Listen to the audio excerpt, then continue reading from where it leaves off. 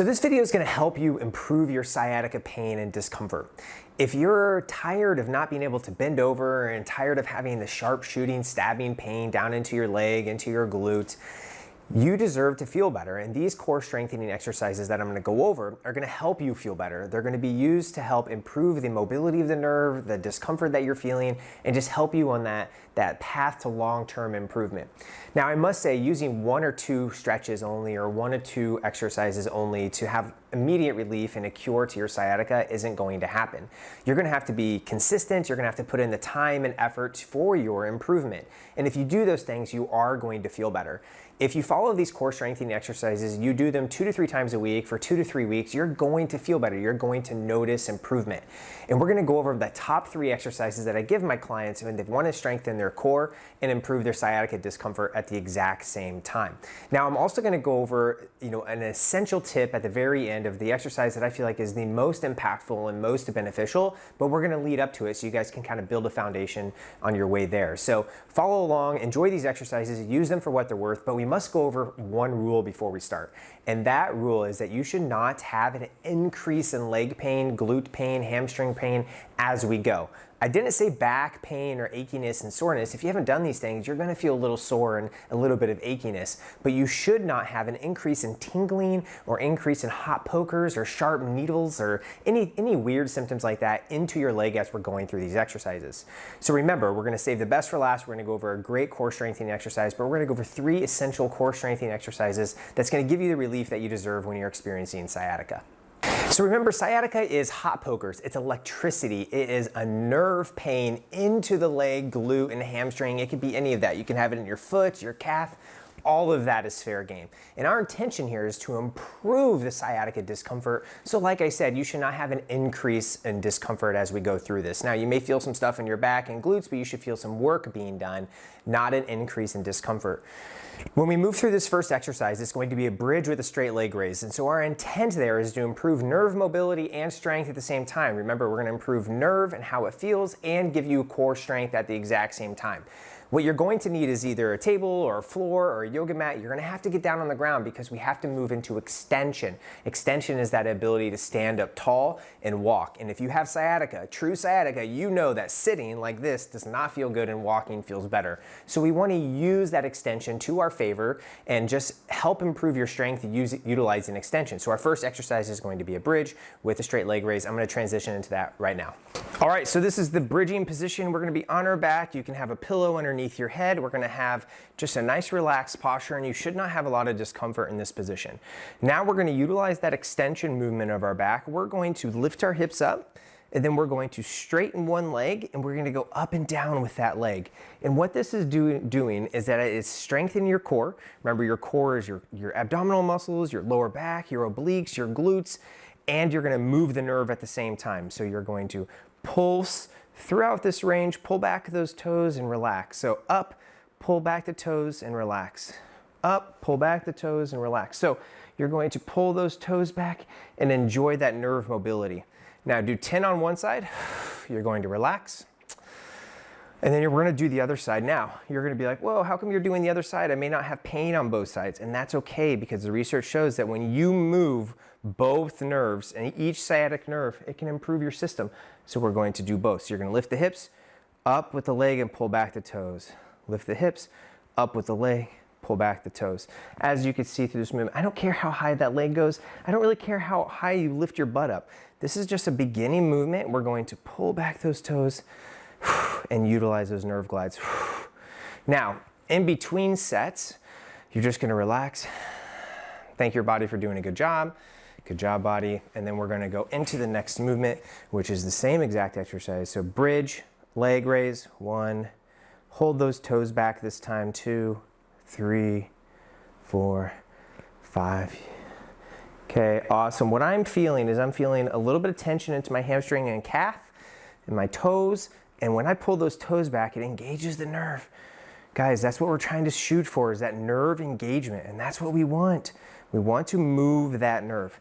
Now, it is okay to have a little tingling during this, but we should not have an increase when you're finished. And so we're at 3 reps here, 4, 5. This is engaging really good glutes here. 6, 7, pull back those toes, 8, 9, and 10. Oof. Now, if you start to cramp like I am now, just straighten the leg, and just enjoy that good work. So what we did here with the bridge is that we worked the core musculature, which is your abdominals, your glutes, we worked into extension, and we glided the nerve at the exact same time. You don't get more efficient than that. Like, that is working everything. And remember, we're doing this a couple times a week, 2 to 3 sets of 10 to help improve the nerve mobility and reduce sciatica discomfort. So we just went over the bridge with the straight leg raise, which is a great core strengthening exercise to improve sciatica, but it's not the entire story. What you need to remember is your core is much more than the 6-pack abs. It is actually from the below your neck and the top of your pelvis, and it's a cylinder, so it's actually all sides here, which includes your glutes, your lower back muscles, your obliques, all of these deep muscles to help improve stability and movement of the core. A strong core allows us to do things with our arms and legs, such as walking, bending over, etc., with stability and strength.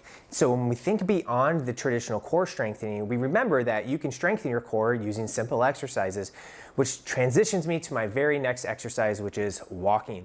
I will tell you, hands down, the #1 exercise to improve sciatica is walking, and it does strengthen your core and it improves your ability to stand upright against gravity and maintain that over time. Walking is essential, and so as you're going through this program, you're doing those bridges 2 to 3 times a week, 2 to 3 sets of 10 on each side, and you remember those bridges are with the nerve glides. And then you're going to transition with walking as well. You're going to start at literally 1 minute if that's where you're at, and move up to 15 or 20 minutes of standing and walking and avoiding distal pain or pain into your glutes, your hamstrings, your calf, and tingling. So what I mean by that is that you're going to walk. You can start with 1 minute, and if you start to have calf pain, you stop. You stop for that moment until that pain goes away, then you start walking again. You do not avoid walking, you just listen to your body. Ideally, I would love for you to work up to that 15-20 minute mark of continuous walking, not only to strengthen your core, but nourish the nerves, right? We have to do those things at the exact same time to improve core strength and nerve health. Space, movement, and blood flow is what that nerve needs, and you give it that when you walk. And so when you're combining the bridges and you're utilizing walking to nourish the nerve and just improve your body and strengthen your core, you're going to notice improvement. But when you're going to notice more improvement is when we transition to this very next exercise, which is a capstone exercise, which is going to strengthen your back, your glutes, your core, and move that nerve at the exact same time, which has been just a game changer for me and my patients. And so we're going to go over that next exercise right now. Okay guys, with this exercise, we're gonna need a broomstick or a PVC pipe or something sturdy that you can use. This is gonna help with your form and an open mind. And what I mean by open mind is that I've had patients with disc herniations and sciatica do this, and all types of bodies and ages and walks in life do this exercise. And so remember, just keep an open mind as we go through this, but I'm gonna step you through exactly what it should feel like. So when we're trying to improve sciatica, we're trying to improve that pain down the leg, right? The sharp shooting hot pokers down the leg. And like I mentioned earlier, nerves need space, movement, and blood flow, and this exercise hits them all. And so we're gonna start off easy, but then I'm gonna tell you how to progress it. But remember, we don't want any increase of pain down the leg. So let's utilize this broomstick and improve our sciatica, discomfort, and core strength. Here we go. So, you're going to put this broomstick behind your head. And so you're going to rest it behind your head, hand and broomstick at your head, and then the other hand in the small of your back. And what that's gonna do, and you can see what happened there, is I grabbed it and boom, that made me stand up tall, because I need to remain keep those points of contact throughout the entire exercise. And so point of contact being head and the lower back, you're going to stand up tall, you're gonna go on one leg right there, and you're gonna bend over, keeping those contacts until you feel your hamstring and glutes engage and come back up. Now I know that's a lot of movement, and if you have problems with your balance, this is going to be a little bit of an issue, but I'll show you how to modify. And so this is just to learn form. So learn your form first, hand behind your head, hand and lower back, maintain that nice tall posture, and bend over. What I'm doing is I'm keeping my knees straight, and I'm not letting my hips open up. I am leaning into the movement. I'll show you with this leg so it's easier to see. So maintain the contacts. You're going to bend over, and you're going to stop when you feel hamstring or nervy pain and come back up. You should feel this exercise in glutes, lower back, and hamstring. if you have not done this before, it will make you sore. And so learn your form first. Hand on head, hand and lower back. Go over till you feel your nervy stuff and come back up.